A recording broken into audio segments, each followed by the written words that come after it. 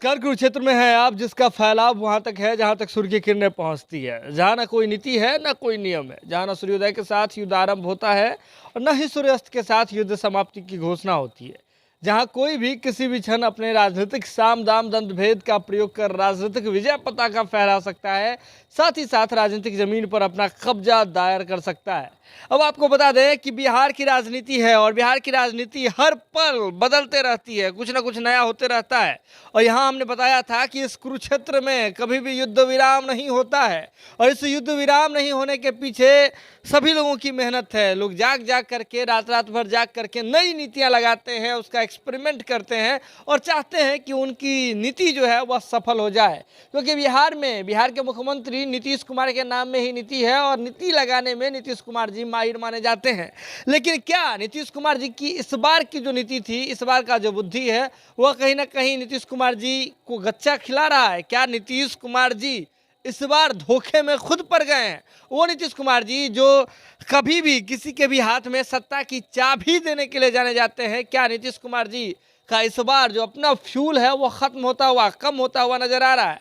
अब देखिए, हकीकत जो है वो आंकड़े बताते हैं। आंकड़े तो बहुत कुछ बता रहे हैं, लेकिन अगर वर्तमान में देखें तो बीजेपी जब से इस बार विपक्ष की भूमिका में गई है तो बीजेपी जी तोड़ मेहनत कर रही थी और मेहनत कर रही थी नीतीश कुमार जी के ऊपर कि कैसे नीतीश कुमार जी का जो है इस्तीफा लिया जाए, नीतीश कुमार जी का विकेट गिराया जाए, बिहार की राजनीति से नीतीश कुमार जी को आउट किया जाए। और अब ऐसा लगता है कि नीतीश कुमार जी को आउट करने के पीछे जिस प्रकार की रणनीति बीजेपी लगा रही थी, आपको याद होगा कि अमित शाह जी जो कि देश के गृह मंत्री हैं, वे बिहार आते हैं, बिहार में आते हैं तो अपने स्ट्रेटजी में बदलाव करते हैं और पूरा हमला जो है वह लालू नीतीश पर केंद्रित कर देते हैं। अपने भाषण का अधिकांश शब्द जो है वह लालू नीतीश कुमार के प्रति समर्पित रखते हैं और ऐसा लगता है कि जिस प्रकार से जब से ही सरकार बदली है उसके बाद 2017 वाली भूमिका में जैसे सुशील कुमार मोदी जो कि नीतीश कुमार के परम सहयोगी रहे हैं, बिहार के पूर्व उप मुख्यमंत्री रहे हैं, उन्हें लगाया गया था बिहार में, वो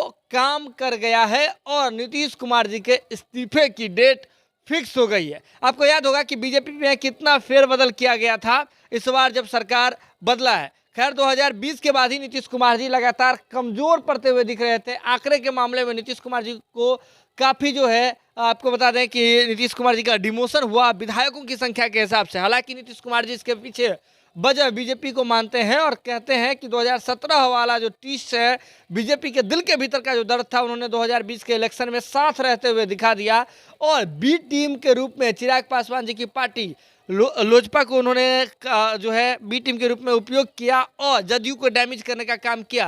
एक अच्छी खासी सोची समझी राजनीति के तहत, रणनीति के तहत जो है बीजेपी ऐसा की। और इसके बाद हमने देखा कि कैसे 2020 के बाद जो सरकार बनी वो 2025 तक का जो कार्यकाल है उसे पूरा नहीं कर पाई और बीच में ही सरकार का जो है संधि विच्छेद हो गया और सरकार गिर गई और नीतीश कुमार जी मुख्यमंत्री तो बने लेकिन महागठबंधन के कोटे से तेजस्वी यादव जी लगातार कोशिश कर रहे थे 2020 के बाद कि कैसे वे मुख्यमंत्री बनते हैं, क्योंकि मुख्यमंत्री बनते बनते रह गए थे। हालांकि राष्ट्रीय जनता दल राजद जो है लालू प्रसाद यादव जी की पार्टी नंबर 1 पार्टी विधायकों की संख्या के हिसाब से तो बन गई, लेकिन तेजस्वी यादव जी को मुख्यमंत्री के पद तक पहुंचाने में असफल हो गई थी। लालू प्रसाद यादव जी जिनका स्वास्थ्य लगातार अच्छा नहीं चल रहा है, तो ऐसे में लालू प्रसाद यादव जी रणनीति बना रहे थे, कई रणनीति का उपयोग कर रहे थे, टेस्ट कर रहे थे, लेकिन सफल नहीं हो पा रहे थे। हालांकि नीतीश कुमार जी ने खुद लालू प्रसाद यादव के हाथ में आकर के सत्ता की चाबी सौंप दी और सरकार बनने के बाद ही इस बात की चर्चा हो रही थी कि नीतीश कुमार जी जो है सांकेतिक रूप से मुख्यमंत्री हैं, बल्कि सरकार पूरे बिहार में तेजस्वी यादव जी चला रहे हैं। आपको याद होगा कि किसी भी मसले पर, चाहे बयानबाजी का बात हो या फिर रोजगार बांटने वाले मसले पर, सब कुछ में आरजेडी कैसे पब्लिसिटी कर रही है, आरजेडी कैसे जो है काम कर रही है और इस पूरे प्रकरण में तेजस्वी यादव जी की क्या भूमिका है, इससे साफ जाहिर होता है कि कैसे बिहार में नीतीश कुमार जी एक सांकेतिक रूप में रह गए। हालांकि इसके बारे में अब नया शब्द कॉइन कर दिया गया है बीजेपी के बिहार के प्रदेश अध्यक्ष संजय जायसवाल जी के द्वारा। संजय जायसवाल जी ने नीतीश कुमार जी को रबर स्टाम्प वाला मुख्यमंत्री कह करके रख दिया है। उन्होंने कहा है कि नीतीश कुमार जी की जो वर्तमान भूमिका है महागठबंधन की सरकार में, वह रबर स्टाम्प वाला मुख्यमंत्री के रूप में है, क्योंकि नीतीश कुमार जी अपनी स्थिति जानते हैं।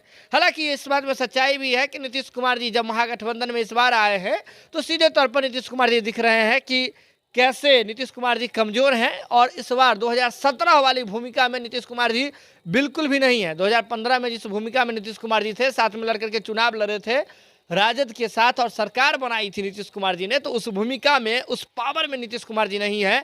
और इसका सबसे बड़ा बात है, इसके सबसे बड़ी वजह है वह है आंकड़ा। आंकड़ा नीतीश कुमार जी भी देख रहे हैं, राजद भी देख रही है और बिहार की जनता भी देख रही है। हालांकि नीतीश कुमार जी को हमने आपको बताया था कि कैसे पंप अप किया जा रहा है राष्ट्रीय राजनीति के लिए। नीतीश कुमार जी लगातार विपक्ष को गोलबंद करने की कोशिश कर रहे हैं। जदयू की ओर से भी पंप अप किया जा रहा है। जदयू के कई नेता हैं, वो चाहते हैं कि नीतीश कुमार जी राष्ट्रीय राजनीति में उतर जाए। लालू प्रसाद यादव जी जो नीतीश कुमार जी को लेकर के सोनिया गांधी से लेकर के और जगह घूम रहे थे, तो इसके पीछे का कारण भी हमने बताया दिया था कि कैसे तेजस्वी यादव को मुख्यमंत्री बनाना चाहते हैं। राजद क्या चाहती है, जदयू क्या चाहती है, सभी लोग चाह रहे हैं। ऐसे में नीतीश कुमार जी बिल्कुल अलग थलग पड़े हुए हैं, अकेले पले हुए हैं और प्रेशर पॉलिटिक्स में पड़े हुए हैं। हालांकि अब जो एक नया खुलासा हुआ है राजद की ओर से, राजद के प्रदेश अध्यक्ष ने किया है, इसके बाद तो बिहार की राजनीति में बवंडर सा आ गया है। आपको बता दें कि राजद के प्रदेश अध्यक्ष जगदानंद सिंह जी जो है ऐसे ही कुछ भी बोलने के लिए नहीं जाने जाते हैं। उनका बयान जो है वह बेहद जो है संजीदा होता है, उनका बयान जो है काफ़ी वजनदार होता है। तो राजद के प्रदेश अध्यक्ष जगदानंद सिंह जी ने कह दिया है कि नीतीश कुमार जी जो है वह 2023 में बिहार के जो वर्तमान उप मुख्यमंत्री हैं तेजस्वी यादव जी, उनको मुख्यमंत्री बनाने वाले हैं और केंद्र की राजनीति के लिए खुद जाने वाले हैं। आपको याद होगा इससे पहले शिवानंद तिवारी के मुंह से निकल गया था, राजद के उपाध्यक्ष है शिवानंद तिवारी, उनके मुंह से गलती से ही सही लेकिन इशारे इशारे में यह निकल गया था कि नीतीश कुमार जी अब आश्रम खोल ले और राजनीति जो है लोगों को सिखाए, नए जो अपकमर्स हैं राजनीति के उन्हें जो है ट्रेनिंग दे, लेकिन तेजस्वी यादव जी को बिहार का मुख्यमंत्री बना दे। इसके बाद आपको याद होगा कि कैसे जदयू की ओर से उपेंद्र कुशवाहा हो चाहे ललन सिंह जी हो, उन्होंने शिवानंद तिवारी जी को आड़े हाथ लिया था।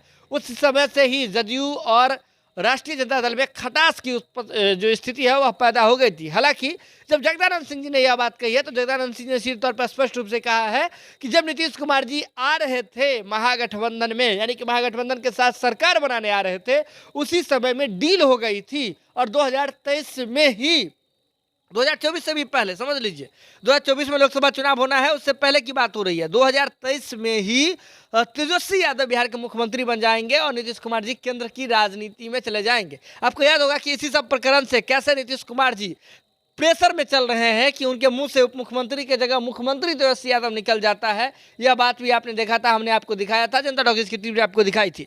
इसके बाद अगर देखें तो जैसे ही अब जगदानंद सिंह जी ने यह बात कही है, इसके साथ ही अब बीजेपी इस पूरे प्रकरण में खुशी मना रही है कि नीतीश कुमार जी जो हैं उन्हें जो है इस्तीफा देना पड़ेगा 2023 में ही, क्योंकि यह डील के तहत है। इसका खुलासा जगदानंद सिंह जी ने किया है।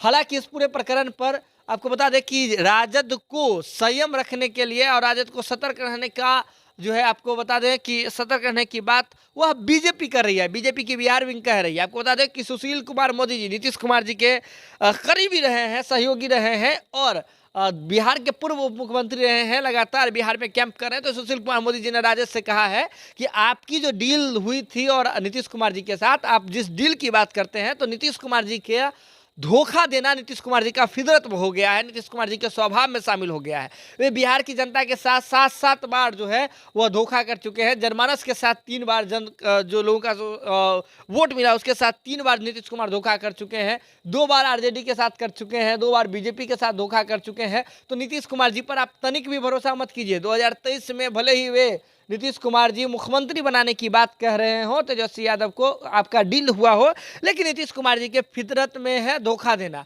अब हम आपको बता देते हैं कि आप किस प्लान के साथ जो है तेजस्वी यादव जी को मुख्यमंत्री बना देते हैं। और इसके साथ ही सुशील कुमार मोदी जी ने आरजेडी के सामने एक प्लान भी रख दिया है। उन्होंने सुशील कुमार मोदी जी ने कहा है आरजेडी से कि आप जदयू के 5 विधायकों को बस तोड़ लीजिए और आपका जो है वह सरकार बन जाएगा। 5 विधायकों को, जदयू के 5 विधायकों को तोड़ लीजिए, नीतीश कुमार जी कुछ नहीं कर पाएंगे क्योंकि नीतीश कुमार जी निष्क्रिय हैं अभी, और 5 विधायक तोड़ करके आप सरकार बना सकते हैं क्योंकि स्पीकर भी विधानसभा में आप ही का है। यह बात सुशील कुमार मोदी जी ने कह दिया कि नीतीश कुमार जी पर बिल्कुल भी भरोसा मत कीजिए, आप विधायकों के हिसाब से काम कीजिए, जदयू के 5 विधायकों को तोड़ करके अपने दल में शामिल करा लीजिए। यह बात जो है आपको बता दें सुशील कुमार मोदी जी ने कही है। हालांकि जब जगदानंद सिंह जी ने इस तरह की बात की है तो जदयू के प्रदेश अध्यक्ष उमेश सिंह कुशवाहा जी ने इस पर कड़ी प्रतिक्रिया दी है। उन्होंने कहा है कि तरह तरह के लोग अपने मर्जी से कुछ भी बयानबाजी करते रहते हैं। जरूरी नहीं है कि हर बयान को जो है आपको हर बयान पर टीका टिप्पणी किया जाए।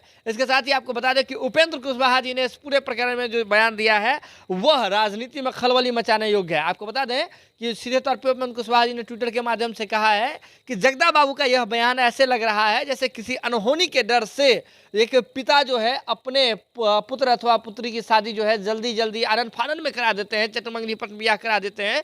उसी प्रकार से जगदानंद सिंह जी का यह बयान लग रहा है। आप समझ लीजिए इसके पीछे कितनी बड़ी बात कह दी है उपेंद्र कुशवाहा जी ने, यह साफ तौर पर दिख रहा होगा आपको। ललन सिंह जी इस पूरे प्रकरण पर जवाब देने से बचते हुए नजर आए थे, पत्रकारों को डांटते हुए नजर आए थे कि हम कार्यालय आते हैं काम करने के लिए कि बयान देने के लिए, लेकिन आप बयान देने से बच भी नहीं सकते हैं। आपको बता दें कि बीजेपी के प्रदेश अध्यक्ष जो बीजेपी के बिहार के प्रदेश अध्यक्ष हैं संजय जायसवाल जी, उन्होंने सीधे तौर पे कहा है कि जो ऐसी स्थिति हो गई है जदयू की कि जगदानंद सिंह जी ने जो बात कही है इसका विरोध भी जदयू नहीं कर सकती है। जदयू के कोई नेता खुल करके इस पूरे प्रकरण पर कुछ बोल नहीं सकते हैं, क्योंकि रबर स्टैंप वाले मुख्यमंत्री का जो तमगा है वह कहीं 2022 में ही नीतीश कुमार जी से छीन नहीं जाए, ऐसा जदयू के लोग जान रहे हैं, समझ रहे हैं। मतलब कुल मिलाकर बात समझिए, अगर ऐसा होता है, अगर किसी डील की बात जगदानंद सिंह जी कर रहे हैं 2023 को लेकर के, तो ऐसे में आप सीधे तौर पे समझ सकते हैं कि कैसे जो है यह पूरा प्रकरण चल रहा है।